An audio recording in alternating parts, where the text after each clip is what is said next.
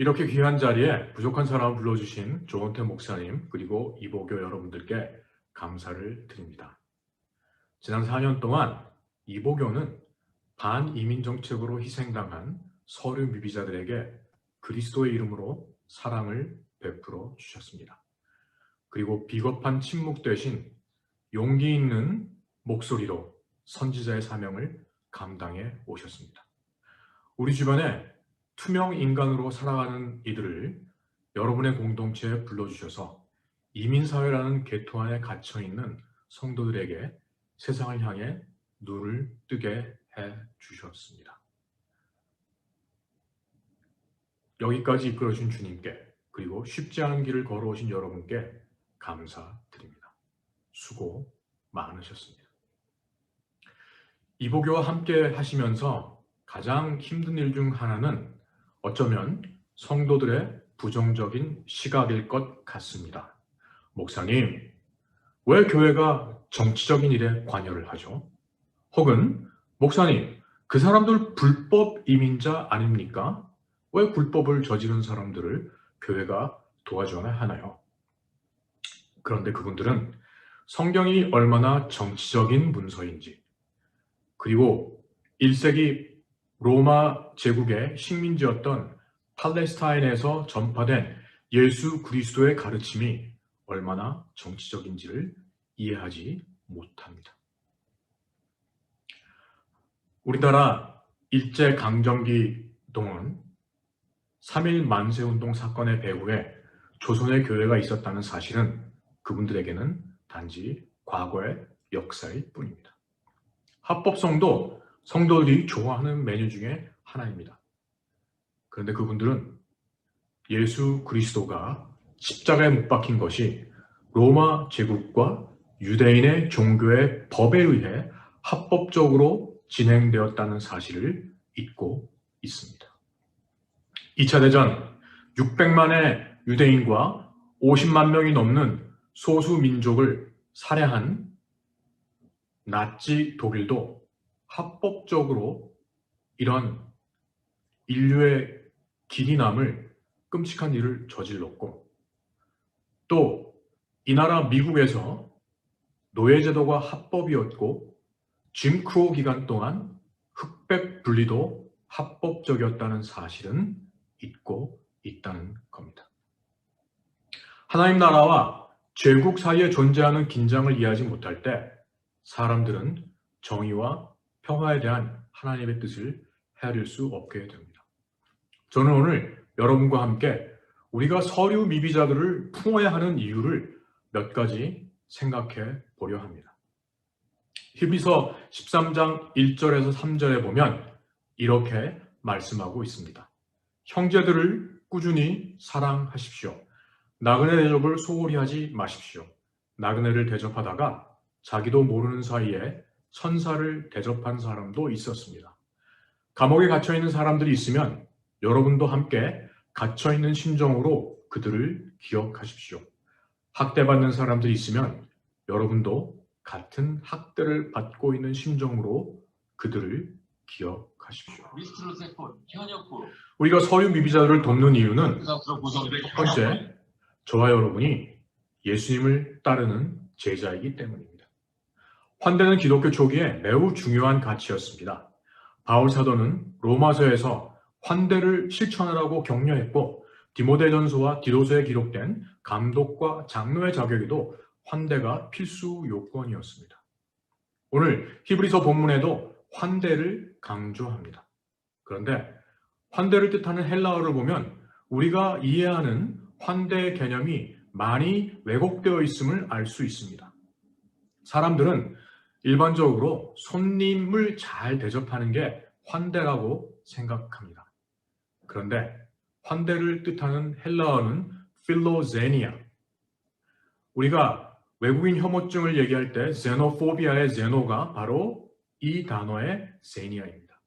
즉, 필로, 제니아, 낯선 자, 외국인, 나그네를 사랑한다는 뜻입니다. 오늘 제가 공동 번역 개정판에서 히브리서 본문을 낭독했는데 그 이유는 개역 개정판에는 나그네가 아니라 손님 대접이라고 잘못 번역되어 있기 때문입니다.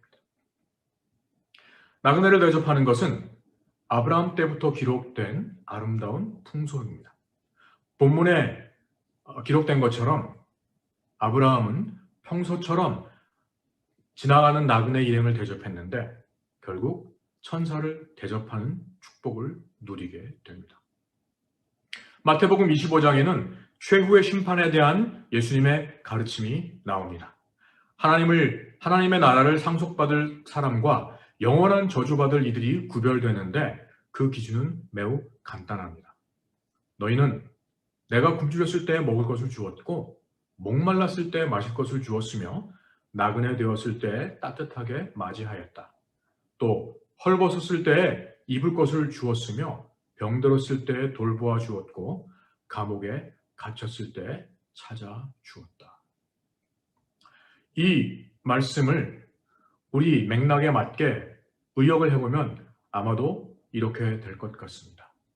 내가 갱단의 위협에 시달리다 못해 우리 아이들을 데리고 목숨을 건지기 위해 멕시코를 지나 국경을 넘어 이 머나먼 땅에 왔을 때 내가 나를 이웃으로 맞아주었고 먹을 것을 주었고 입을 것을 주었고 거처를 마련해 주었다.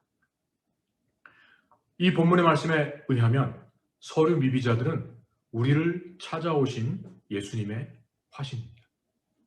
그분들에게 환대를 베푸는 것이 곧 예수님을 구체적으로 사랑하는 길, 혹은 요한 1서의 말씀에 따르면 눈에 보이지 않는 하나님에 대한 우리의 사랑을 표현하는 길입니다. 우리가 서류 미비자들을 도와야 할 두 번째 이유는 우리가 살고 있는 곳이 미국이기 때문입니다. 라틴 아메리카는 유럽의 식민지가 되면서 서구에 그 존재가 알려졌습니다. 대부분의 국가들이 19세기에 독립을 했지만 아직도 선진국을 위한 자원 기지에 머물러 있었습니다. 미국과 유럽의 대기업이 토지와 부를 독점했고 대다수의 국민들은 절대 빈곤에 시달렸습니다.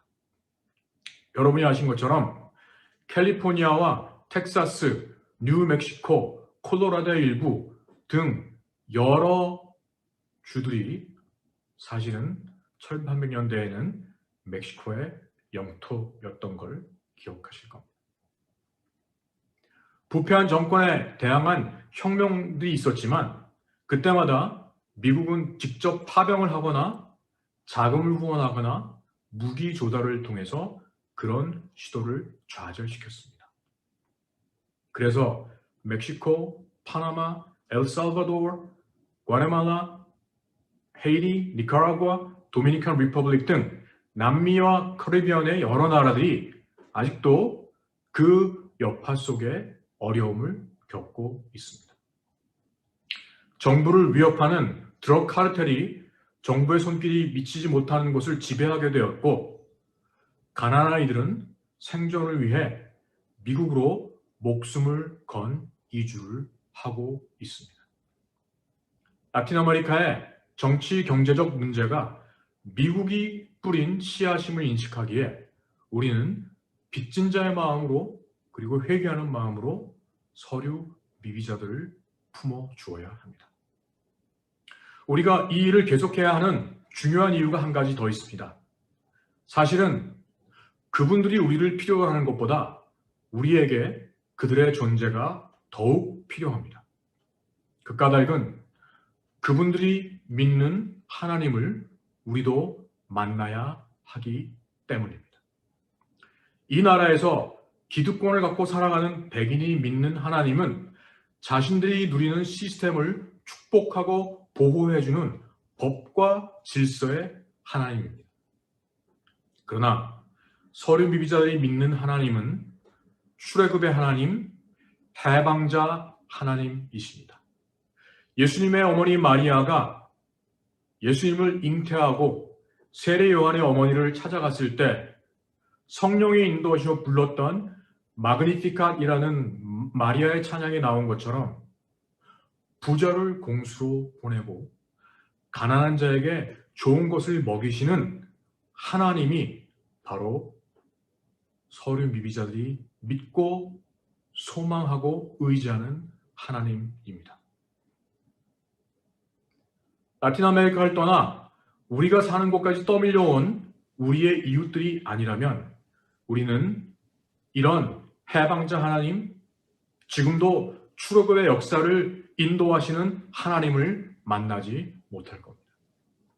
구약 성경에서 고아와 과부, 나그네의 신원자로 자리매김하신 하나님은 오늘도 이 땅의 음지에 숨어 생존을 위해 몸부림치는 이들을 돌보고 계십니다. 저와 여러분도 언젠가 이 땅에 이민자로 온 사람들입니다. 눈에 보이지 않는 주홍글씨라는, 눈에 보이지 않는 이방인이라는 주홍글씨를 달고 고생한 적이 있습니다.